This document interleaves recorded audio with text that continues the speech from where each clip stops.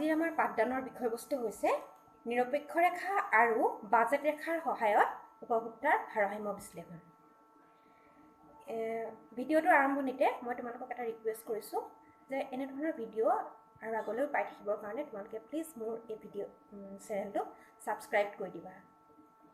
তোমালোকে যদি মোৰ আগৰ ভিডিঅ'খিনি চাইছা তোমালোকে এটা কথা বুজি পাইছা যে বাজেট ৰেখাই এজন উপভোক্তাক গাইড কৰে যে তেওঁৰ হাতত থকা আয় বা ইনকাম কেনেদৰে দুটা বস্তু কিনাত বিতৰণ কৰিব। আৰু নিৰপেক্ষ ৰেখাডালে এটা কথা নিৰ্দেশ কৰে যে সেই দুটা বস্তু কিনি উপভোক্তাই কিমান পৰিমাণৰ সন্তুষ্টি পাব। বুজি পাইছা?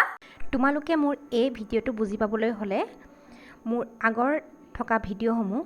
যেনে উপভোক্তাৰ ভাৰসাম্যতা, বাজেট ৰেখা আৰু নিৰপেক্ষ ৰেখা এই ভিডিঅ'কেইটা তোমালোকে চাবই লাগিব। এতিয়া হ'ল কি নিৰপেক্ষ ৰেখাৰ সহায়ত উপভোক্তাৰ ভাৰসাম্যতা ব্যাখ্যা কৰোঁতে আমি কিছুমান এজাম্পশ্যনছ বা অভিধাৰণা মানিছিলোঁ। সেই অভিধাৰণাসমূহ হ'ল উপভোক্তা দুটা দ্ৰব্য এক্স আৰু ৱাইৰ কাৰণে নিৰপেক্ষ অনুসূচী আছে। আগৰ ভিডিঅ'টোত তোমালোকে বুজি পাইছা নিৰপেক্ষ ৰেখা মানে কি বা নিৰপেক্ষ অনুসূচী কি। মই কাষত দেখাই দিছোঁ, তোমালোকে এবাৰ চাই ল'বা। আৰু মই ডেছক্ৰিপশ্যন বক্সত নিৰপেক্ষ ৰেখাৰ ভিডিঅ'কেইটা মই দি দিম, তোমালোকে যদি চোৱা নাই তেন্তে চাই ল'বা। দ্বিতীয়তে উপভোক্তাৰ এক নিৰ্দিষ্ট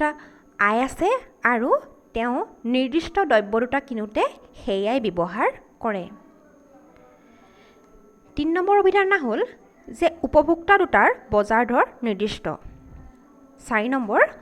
উপভোক্তাজন বিবেচক। 5 নম্বৰ দ্ৰব্য দুটাৰ বিভিন্ন গুণসমূহ সমগুণ সম্পন্ন। ইয়াত এটা কথাই জানিব লগা হয় যে দ্ৰব্য দুটাৰ বজাৰ দৰ নিৰ্দিষ্ট হ'ব লাগিব আৰু দ্ৰব্য দুটাৰ বিভিন্ন গোট অৰ্থাৎ এক্স আৰু ৱাই যিমান গোট আছে সেইবিলাক সমগুণ সম্পন্ন আৰু প্ৰায় আকাৰ প্ৰকৃতিত প্ৰায় সমান। আৰু আচল কথাটো হ'ল উপভোক্তাজন সম্পূৰ্ণভাৱে অৰ্থনৈতিক দিশৰ পৰা এজন বিবেচক ব্যক্তি, অৰ্থাৎ তেওঁ দ্ৰব্যৰ দৰ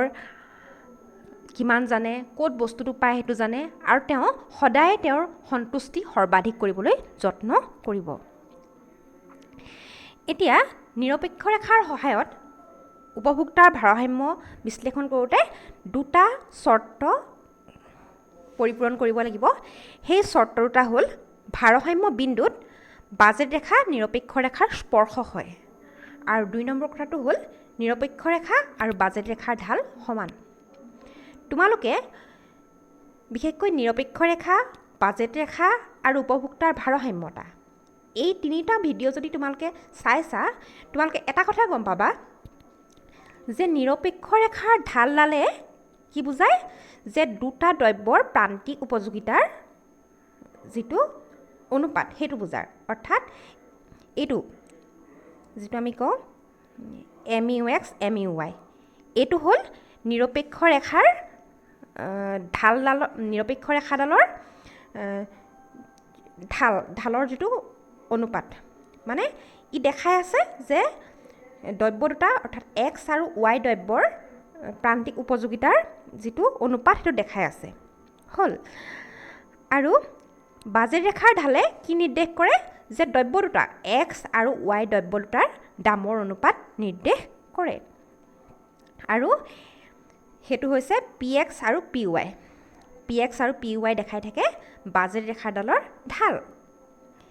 এতিয়া MRS XY বুজায় যে দুটা ৰেখাৰ MRS XY অৰ্থাৎ এইটোৱে দেখায় কি যে দ্ৰব্য দুটাৰ পাৰস্পৰিক যিটো বিনিময় অৰ্থাৎ এটা দ্ৰব্যৰ সলনি আন এটা দ্ৰব্য কিমান ব্যৱহাৰ কৰিব। এই গোটেইখিনি কথা মই আগৰ ভিডিঅ'খিনিত কৈছোঁ, যিটো মই ডেছক্ৰিপশ্যন বক্সত সেইকেইটা ভিডিঅ' দি দিছোঁ। তোমালোকে যদি কনচেপ্টটো ক্লিয়াৰ হোৱা নাই তোমালোকে চাবা, নহ'লে মোক আকৌ কমেণ্ট কৰিবা হ'ল। এতিয়া এই নিৰপেক্ষ ৰেখা আৰু বাজেট ৰেখাই যেতিয়া এটা বিন্দুত মিলিত হয়, বিশেষকৈ বাজেট ৰেখাই নিৰপেক্ষ ৰেখাক যেতিয়া স্পৰ্শ কৰে এই তিনিওটা কণ্ডিশ্যন ফুলফিল হয়। হা এই কথাটো আমি এতিয়া এটা ডায়াগ্ৰামত চাওঁ হা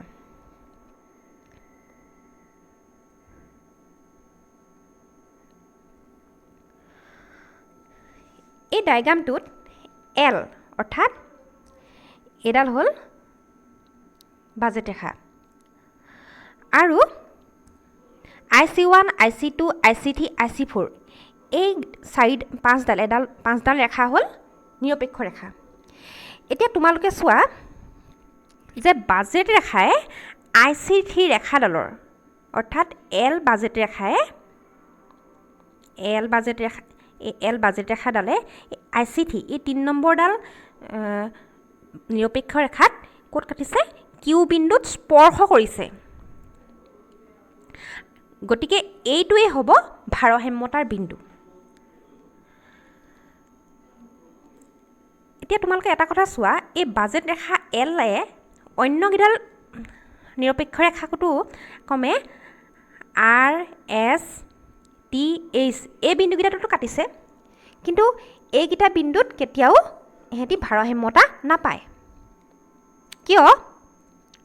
তোমালোকে চোৱা যদি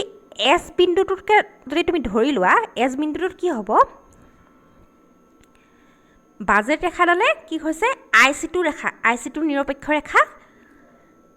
কটাকটি কৰিছে হয় এতিয়া এই বাজেট ৰেখাডালৰ এটা স্কোপ আছে অৰ্থাৎ উপভোক্তাজনৰ এটা স্কোপ আছে যে তেওঁ IC3 অৰ্থাৎ IC3 নিৰপেক্ষ ৰেখালে তেওঁ যাব পাৰে আৰু যিহেতু উপভোক্তাজন বিবেচক অৰ্থাৎ এজন তেওঁ নিজৰ সন্তুষ্টি সদায় সৰ্বাধিক কৰিবলৈ যত্ন কৰিব সেই নিৰ্দিষ্ট আয়েৰে গতিকে তেওঁ কি কৰিব সেই IC2 নিৰপেক্ষ ৰেখাতকৈ IC3 অৰ্থাৎ এইডাল ৰেখাক তাই সি বেছি প্ৰিফাৰ কৰিব কিয় কাৰণ IC2তকৈ IC3 ৰেখাডালে অৰ্থাৎ 3 নম্বৰ নিৰপেক্ষ ৰেখাডালে কি হৈছে বেছি সন্তুষ্টি দেখাই আছে গতিকে তেওঁ সেই কিউ বিন্দুটোলৈ যাব ঠিক সেইদৰে তোমালোকে চোৱা T বিন্দু H বিন্দু সেইকেইটাত IC2 কাটিছে IC1ক কাটিছে হয়নে বাজেট ৰেখাডালে তেওঁ গতিকে যিহেতু IC1 IC2তকৈ IC3ডাল সৰ্বোচ্চ সন্তুষ্টি দেখাই আছে অৰ্থাৎ বেছি সন্তুষ্টি দেখাই আছে গতিকে তেওঁ সেই কিউ বিন্দুতহে তেওঁ ভাৰসাম্যতা পাব অৰ্থাৎ এজন উপভোক্তাই কেতিয়াও RS TH এই বিন্দুকেইটাত ভাৰসাম্যতা লাভ নকৰে ভাৰসাম্যতা মানে কি তেওঁ সৰ্বাধিক সন্তুষ্টি লাভ নকৰে এতিয়া চোৱা অকল এই তিনডাল নিৰপেক্ষ ৰেখাই নাই এই ডায়াগ্ৰামটোত IC4 আৰু IC5 এই IC4 and IC5 এই দুটা নিৰপেক্ষ ৰেখাও আছে এতিয়া উপভোক্তাইটো তেওঁ ইচ্ছা কৰিলে এই ৰেখাডাল আৰু এই ৰেখাডাললৈ যাব পাৰে তেওঁ যিহেতু নিজৰ সন্তুষ্টি সৰ্বাধিক কৰিব বিচাৰে আৰু 3 নম্বৰ ৰেখাডালতকৈ 4 নম্বৰ আৰু 5 নম্বৰ এই ৰেখাকেইডালে যিহেতু বেছি সন্তুষ্টি দেখাইছে গতিকে তেওঁ যাবলৈ ইচ্ছা কৰে যাব বিচাৰিব কিন্তু তেওঁ কিয় নোৱাৰিব যে এই বাজেট ৰেখাডালৰ সিমানখিনি ক্ষমতা নাই অৰ্থাৎ বাজেট ৰেখাই IC4 আৰু IC5লৈ যাব নোৱাৰে অৰ্থাৎ বাজেট ৰেখাডালে দেখাই আছে যে উপভোক্তাৰ এটা নিৰ্দিষ্ট ইনকাম আছে ধৰা তেওঁৰ 40 টকা আছে গতিকে তেওঁ 40 টকাৰ বস্তুহে কিনিব পাৰিব